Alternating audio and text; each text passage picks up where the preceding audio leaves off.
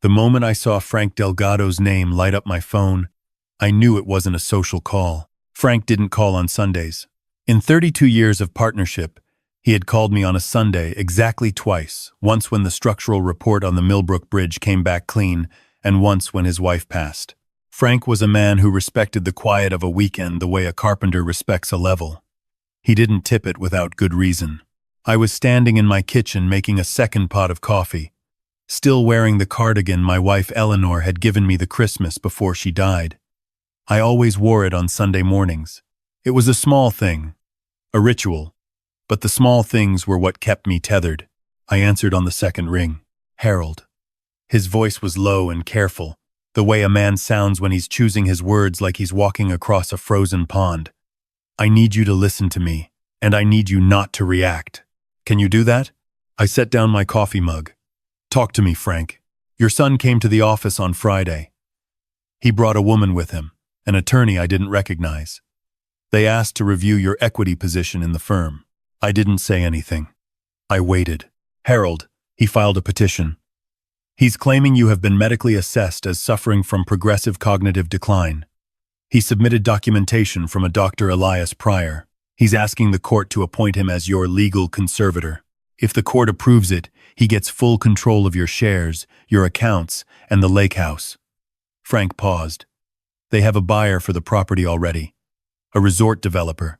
They want to close by the end of the month. The lake house. The 8-acre property on Lake Champlain that Eleanor and I had bought with our first real profit 38 years ago. The house where my son had learned to swim.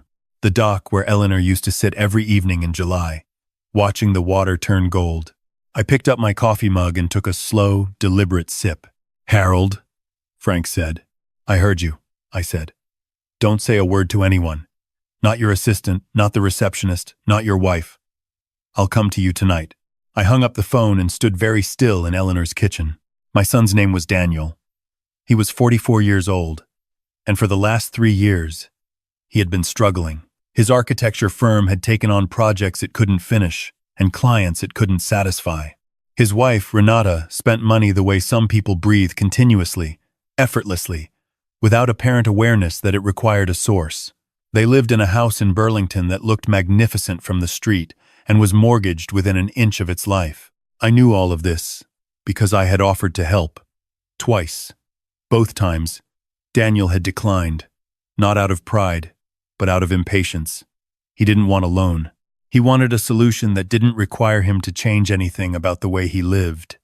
He wanted the problem solved without the lesson attached. I had suspected something was coming. I hadn't suspected something this drastic.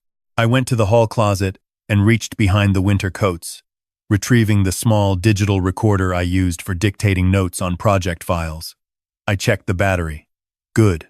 I slipped it into the chest pocket of my cardigan, the microphone end just visible above the stitching. Then I went back to the kitchen and finished my coffee. Daniel was coming for lunch. He always came for lunch on the second Sunday of the month, a tradition he kept up because Eleanor had asked him to before she died, and because I understood now it gave him the opportunity to monitor me, to check on the state of my mind, to catalog my lapses. I heard his truck in the driveway at noon exactly. I heard Renata's voice first, bright and practiced, the way she always spoke when she was performing rather than talking. Then Daniel's footsteps on the porch, 2 solid knocks, and the door opening before I could answer it. He had started doing that recently. He had a key for emergencies. He had been using it like a landlord. Dad. He came into the kitchen and looked at me with an expression I recognize now for what it was, not concern, but assessment. He was measuring the distance between who I was and the version of me he needed me to be. How are you feeling? You look a little pale. Just tired, I said. I let my hand tremble slightly as I poured him coffee. I had been noticing, over the past few weeks, how easy it was to let a hand shake just enough, how a slight pause before a sentence, a momentary stare at a middle distance, could be read as confusion by someone who was already looking for it. Renata came in behind him, her smile broad and expensive. She was wearing jewelry that I had helped pay for, though she didn't know I knew. She kissed my cheek and immediately began moving things around my kitchen counter, relocating the sugar bowl, turning the fruit basket at a different angle. She did this every visit.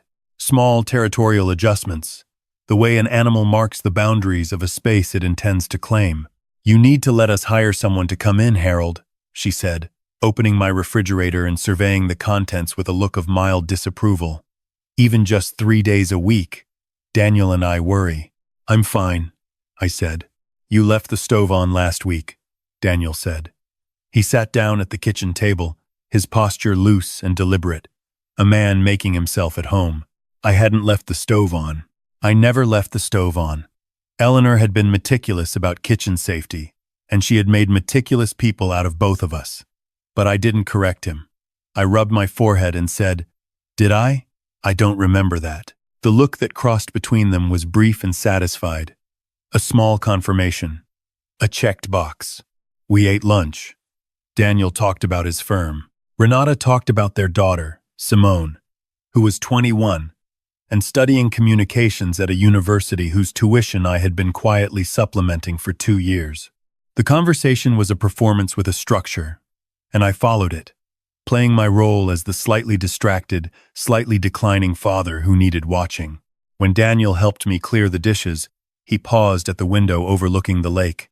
"Beautiful property," he said, and his voice had changed. It was quieter, more reverent, the way people speak about things they are already imagining owning. "Your mother loved it," I said. "She did." He turned to look at me, and for a moment something flickered behind his eyes, something that might have been actual feeling.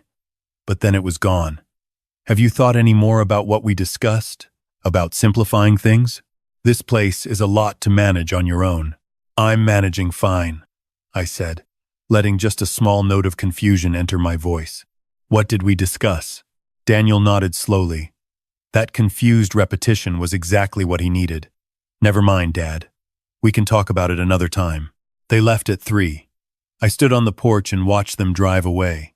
Then I went inside, took the recorder out of my cardigan, checked the file, and went to get dressed. Frank's office was on the 4th floor of a building in downtown Burlington that I had financed 20 years ago. My name wasn't on the door, or the directory, or the deed. The holding company that owned the building had a name that sounded like a mutual fund. Champlain Basin Partners, LLC. I was the silent majority shareholder. I had always preferred the quieter side of the ledger. Frank was waiting when I arrived. He had brought in his attorney, a sharp-eyed woman named Patricia Chen who had handled our corporate work for a decade. She had a stack of documents on the conference table and an expression that reminded me of the structural engineers I used to hire, people who told you the truth about a building's integrity even when it wasn't what you wanted to hear. "It's worse than I said on the phone," Frank began. He slid a folder across the table. "Dr. Pryor. The man they're using. He's a geriatric specialist whose license was under review 18 months ago. He had a complaint filed against him in New Hampshire for issuing diagnoses in exchange for legal referral fees. The complaint was withdrawn. We don't know why." Patricia leaned forward. "Harold, I need to ask you directly. Were you ever examined by this doctor?" "Never," I said. "I've never heard his name." "Then the assessment he filed is fabricated," she said. "Which means your son either participated in creating false medical documentation or was deceived by someone who did. Either way, we have grounds for criminal referral." She tapped the folder. "But here's what I need you to understand. If you want to simply stop them, we can file an injunction by Tuesday, and this is over. The court will void the conservatorship petition, and Daniel will be embarrassed but not prosecuted. And if I want more than that?" I asked. Patricia looked at Frank. Frank looked at his hands. "If you want them to understand what they've done," Patricia said carefully, "then we need to let them proceed far enough to commit the crime on record." I thought about the sound of Daniel's voice at the window. "Beautiful property. Let them proceed," I said. Patricia nodded once. She reached for a legal pad. "Then here is what I need you to do." The plan was straightforward in the way that good engineering is always straightforward, not simple, but logical. Each piece load-bearing, nothing decorative. Patricia would file nothing and say nothing. Frank would give Daniel's attorney a deliberately unhurried response to their inquiry, the kind of bureaucratic delay that buys 2 weeks. I would go home, play my part, and wait for my son to believe he had already won. In the meantime, Patricia arranged a meeting with a forensic accountant named Walt, who spent 4 hours with me at Frank's conference table, working through every financial thread Daniel had access to. By 2 in the morning, the picture was complete. Daniel's firm had taken a loan it couldn't repay against his receivables, and when the receivables evaporated, he had borrowed against them again, using a second lender who didn't know about the first. He was 6 weeks from a default that would take his house, his cars, and his credit rating in a single cascade.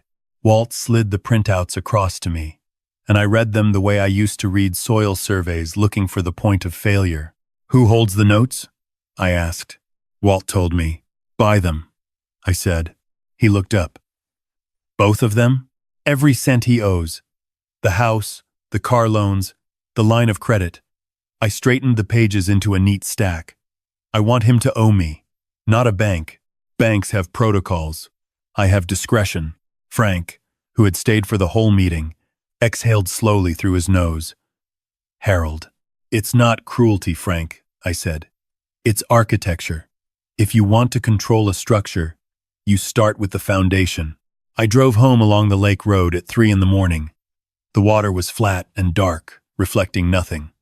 I parked in the driveway and sat for a moment before going inside. The house was quiet the way a house is quiet when the person who made it a home is gone. Eleanor had been gone for 2 years. I still reached for her side of the bed, sometimes in the dark, a reflex my body hadn't been willing to unlearn. I went inside and stood at the kitchen counter and looked out at the water. I thought about what I was about to do to my only son. I thought about the Sunday afternoons we had spent on that dock, the two of us, after Eleanor got sick, when Daniel would drive up without being asked, and we would sit together, in the particular silence of people who are both afraid of the same thing and cannot say so. That man still existed somewhere inside the one who had filed a false petition. I was certain of it, but I was also certain that the man who filed the petition had made choices, and choices have consequences, and the most dangerous lie you can tell a person is that they don't. I went to bed. In the morning, I called Daniel and told him I had been thinking about what he'd said, about simplifying things, and that maybe he was right. I could hear the relief in his voice, the sudden softening of a held breath. He said he would come by on Wednesday with some paperwork. He said it would all be very straightforward. "Of course," I said. "You know how I trust you." The silence that followed lasted just half a second too long. Wednesday came. Daniel arrived with Renata and a man I didn't know, introduced as a friend from the financial sector. He had the look of someone who dealt in quick transactions and asked few questions. They sat at my kitchen table, the same table where Eleanor had served Thanksgiving dinner for 22 years, and they spread out a set of documents that Daniel called a voluntary care agreement. I held the papers and squinted at them, tilting them toward the window light the way a man does when his reading glasses aren't doing the job. I could read every word perfectly. I had read the identical language in Patricia's office 2 days earlier. The documents were not a care agreement. They were a full financial conservatorship authorization, worded to transfer control of every asset in my name to Daniel, effective immediately upon signing. They had anticipated that I might hesitate at the word conservatorship, so they had removed it.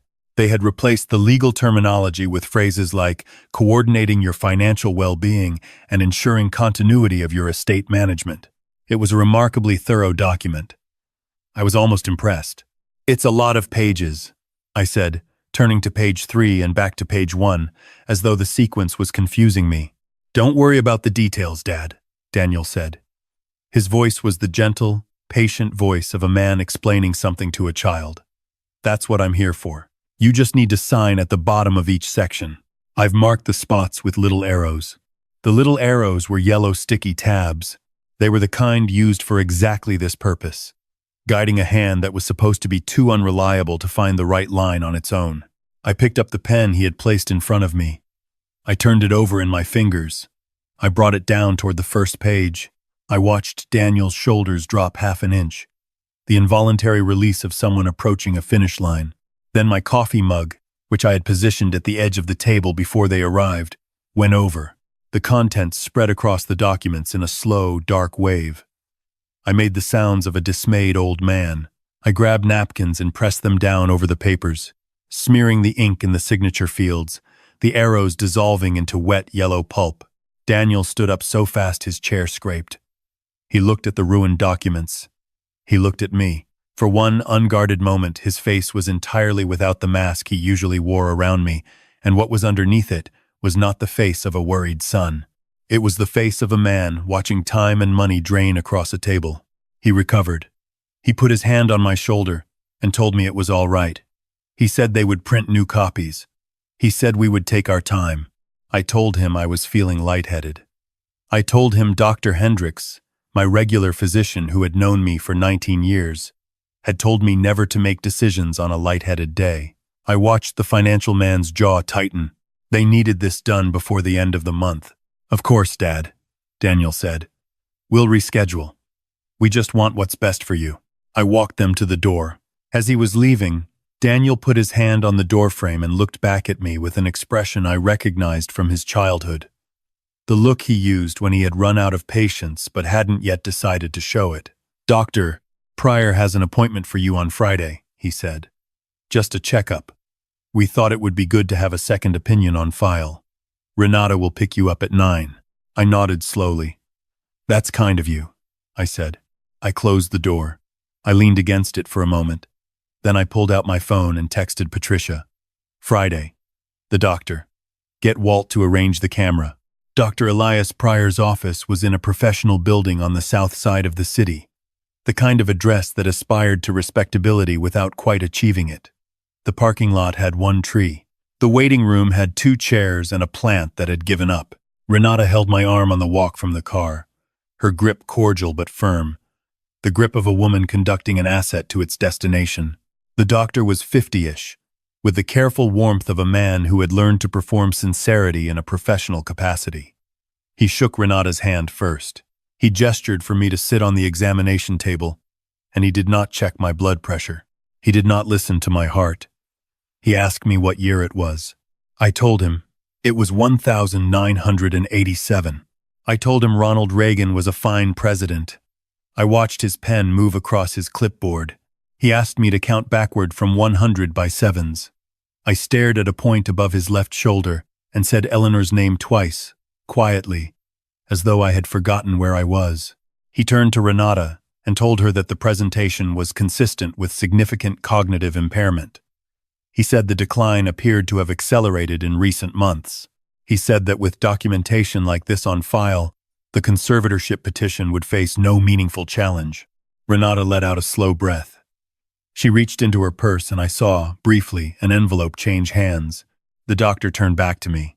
He leaned in and spoke carefully, the way people speak to someone they don't believe can fully understand them. He told me he was going to recommend a medication to help with my agitation and confusion. He said the name. I looked at him. That medication, I said, my voice shifting register, dropping the soft edges I had been using for 3 days, carries a black box warning for use in elderly patients with dementia-related conditions. The FDA updated the guidance in 2008. Are you prescribing it off-label, doctor? Or are you prepared to document a formal diagnosis of late-stage psychosis to justify it? The room went very quiet. He stared at me. His pen had stopped moving. Because if you're documenting psychosis, I continued, keeping my voice mild and even, then you'd know that a diagnosis of that severity requires a full neuropsychiatric workup, a minimum of 2 independent evaluations, and cannot be established in a single unannounced clinical visit. That's in the DSM-5 and in the APA's practice guidelines, which I read last Tuesday. My eyes are perfectly fine. Pryor's face had gone the color of old concrete. I let the silence hold for a moment. Then I blinked slowly, turned my gaze to a point above his head, and said in a soft, confused voice, "Is Eleanor coming to pick me up?" Renata stepped forward, her voice sharpening. "Don't listen to him. He does this. He repeats things he's read. It's confabulation. It's a symptom. Just sign the form." Pryor looked at me for a long moment. He was doing the calculation. The same calculation that men in compromised positions always do, the space between the money already accepted and the risk of what came next. Greed is remarkably consistent in its arithmetic. He signed the form. Renata took it from his hands with both of hers. The way you receive something you have been waiting a long time for. On the drive back to the lake house, she called Daniel from the front seat while I sat in the back with my eyes half closed and my recorder running. She told him they had it. She told him to call the developer.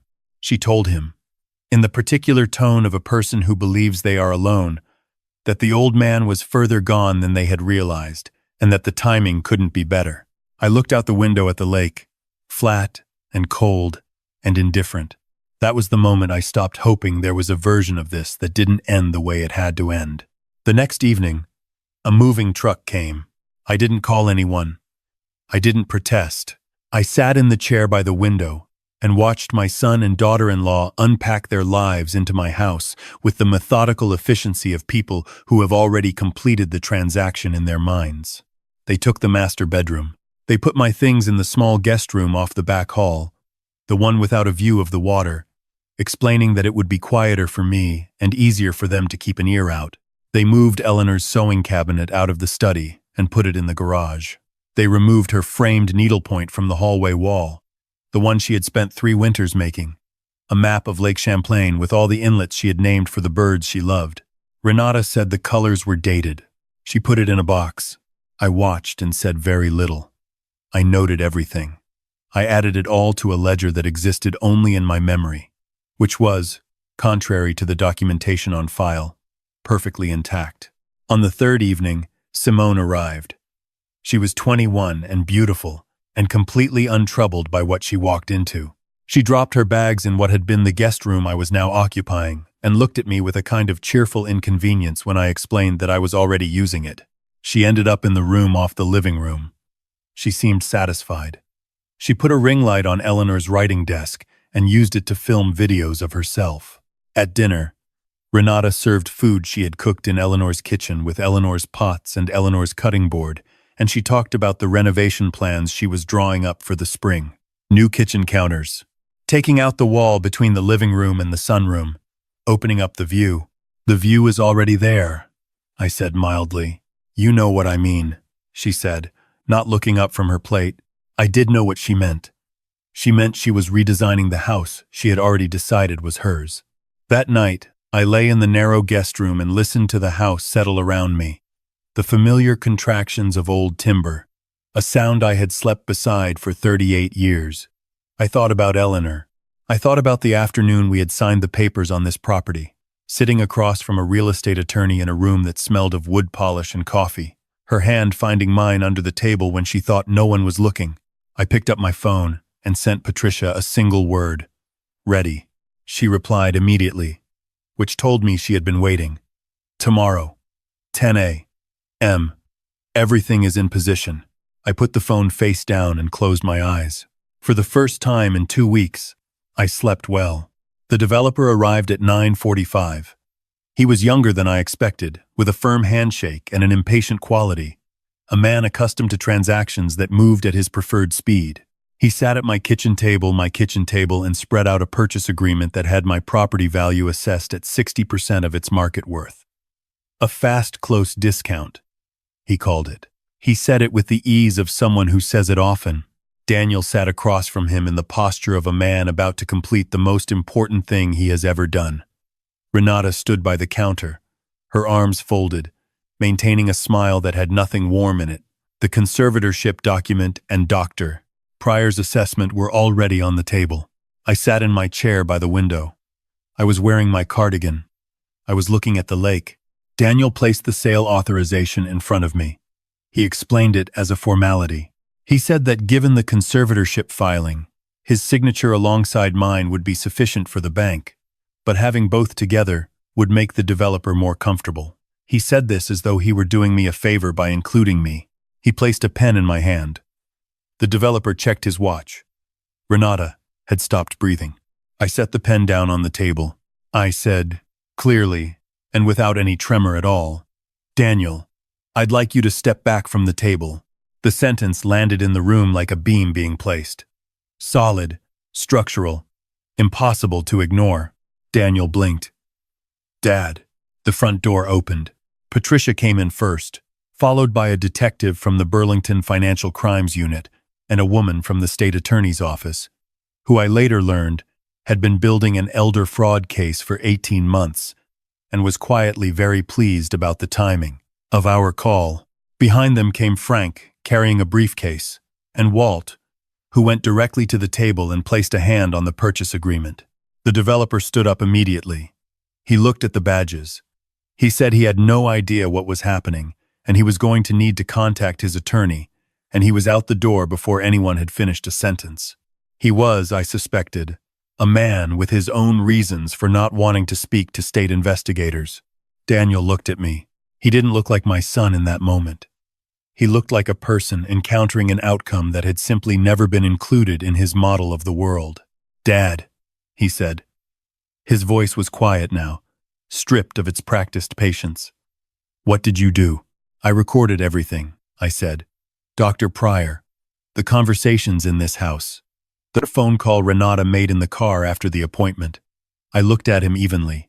"I know you believe I've been losing my mind, Daniel.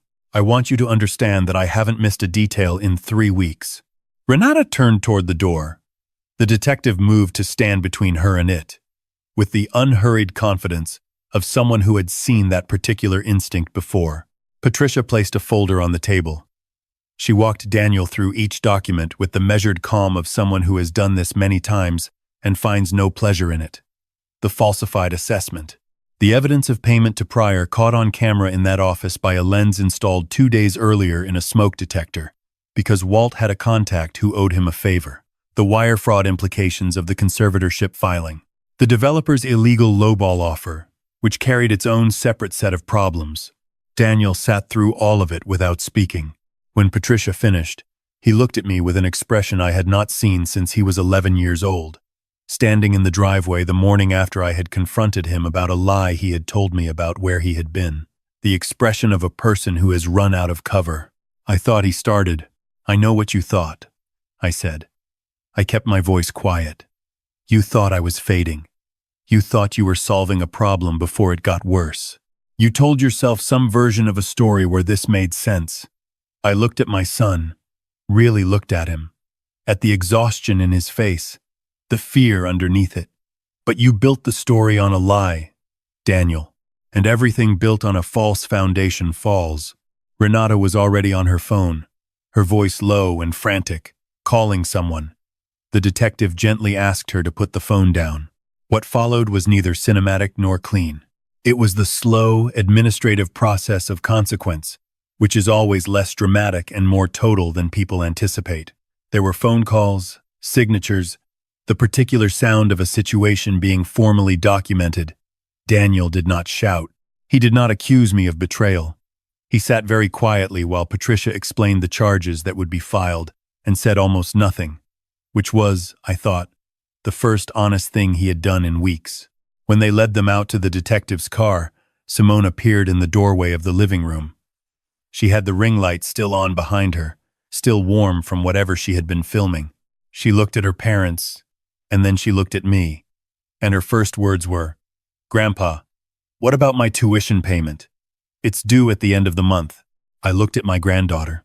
I tried to find in her face the child who had fallen asleep on my shoulder at 4th of July fireworks when she was 5, who had cried at Eleanor's funeral with a genuine grief that I had held on to. In the dark weeks afterward, as evidence of something real in this family, "There will be no tuition payment," I said. "The account that funded it is being restructured." She stared at me. "You're serious? Your parents are going to need a criminal attorney. That will consume what they have. The rest is frozen pending the fraud investigation." "But that's not," she stopped, recalibrated. Her voice shifted to the register of appeal. "Grandpa, I didn't do anything. I didn't know any of this was happening." "I believe you," I said. And I did. I also believe that the way a person finds out they've been insulated from reality is to stop being insulated. I went to the kitchen counter and wrote something on a notepad. I tore off the sheet and held it out to her. "This is the number for the financial aid office at the university. And this below it is the name of the coffee shop on Church Street that's hiring for the morning shift. Tell them Harold Voss gave you the number. The owner is a friend of mine." She looked at the paper. She looked at me. "You want me to work at a coffee shop?" I want you to understand the difference between what you've earned and what you've been given, I said. That's not a punishment, Simone. That's the most valuable thing I can give you right now. She took the paper. She didn't say thank you. She went upstairs and packed a bag and left without looking at me again.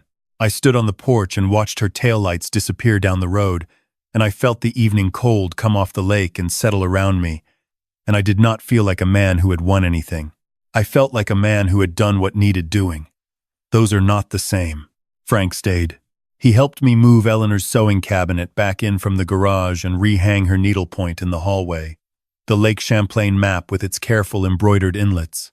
The names of birds in her careful handwriting. We hung it slightly crooked on the first try, and I made him take it down and rehang it until it was level. And he did it without complaint, which is one of the many reasons Frank Delgado has been my partner for 32 years. We sat on the dock afterward with 2 glasses of whiskey, looking at the water in the last of the evening light. You could have stopped it sooner, Frank said. Not as a criticism, as an observation. I needed it on record, I said. If I had stopped it before they committed the act, they would have found another way. A year from now, 2 years, when I actually was older and slower, I needed the documentation. And the debt acquisition? Buying their mortgage? That was different, I admitted. I turned my glass in my hands. That was for me. I wanted them to understand that the hand that provided could also withdraw. That's not justice. That's human. I took a sip. Patricia told me the judge will likely consider it a mitigating factor in sentencing that I didn't pursue the full scope of what I could pursue.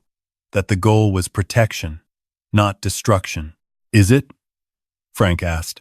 I thought about it seriously, the way the question deserved. When I built the Delaney overpass in 2001, I said, the original contractor had laid the foundation wrong. By the time we discovered it, the structure was 20% complete. I had 2 choices: patch it from the outside and hope, or tear it down to the grade and start from honest ground. I looked at the water. I tore it down. That bridge is still standing. Frank nodded. He didn't say anything else. The charges that followed took months to fully resolve. Pryor surrendered his license voluntarily in exchange for a reduced charge and cooperation with the state's broader investigation into similar schemes there were. It turned out 3 other families. Daniel and Renata entered pleas. Daniel received 2 years, suspended to probation with mandatory community service and repayment obligations.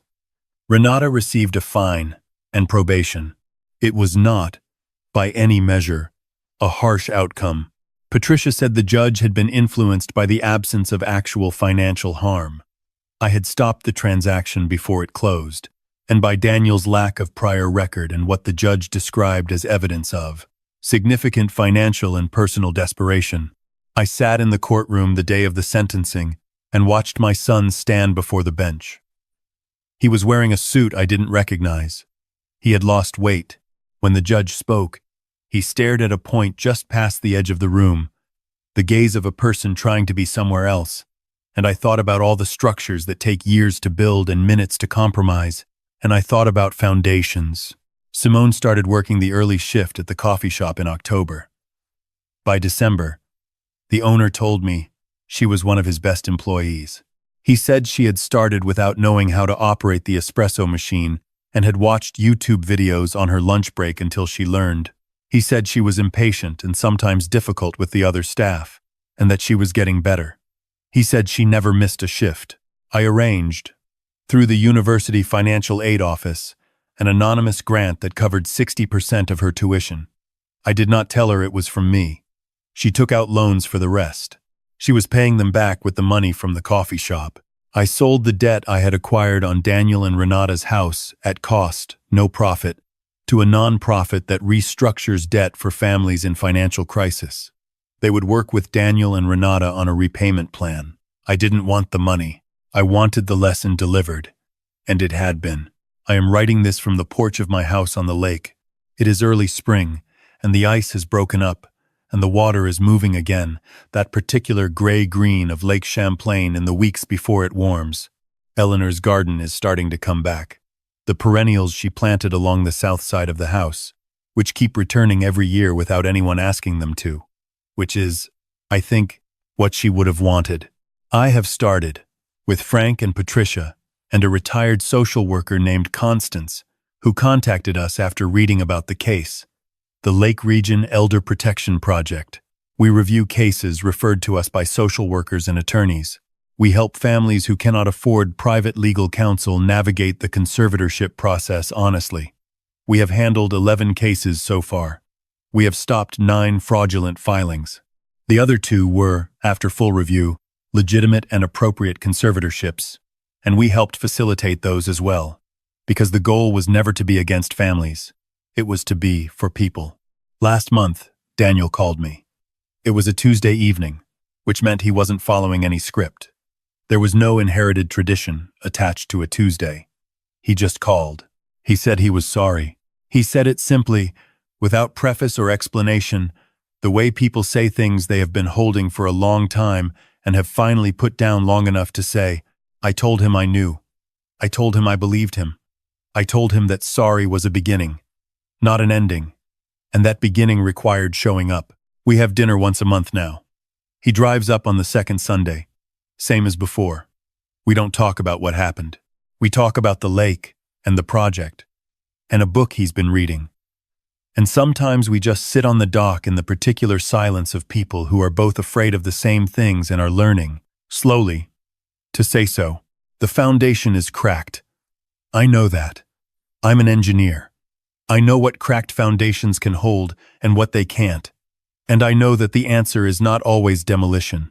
Sometimes it's careful, honest repair. I am 67 years old. I have built bridges and overpasses, and a life that I did not fully understand the dimensions of until someone tried to take it. I have lost a wife I loved with a completeness I will never fully articulate, and I have come close to losing a son, and I have stood at the edge of both losses and refused to look away. The water is moving. The garden is coming back. There is work to do. I am still standing. That is enough for today. If this story stayed with you, hit the like button and subscribe for more. I want to hear from you. If someone you trusted tried to take what was yours, what would you have done differently? Tell me in the comments. I read every one.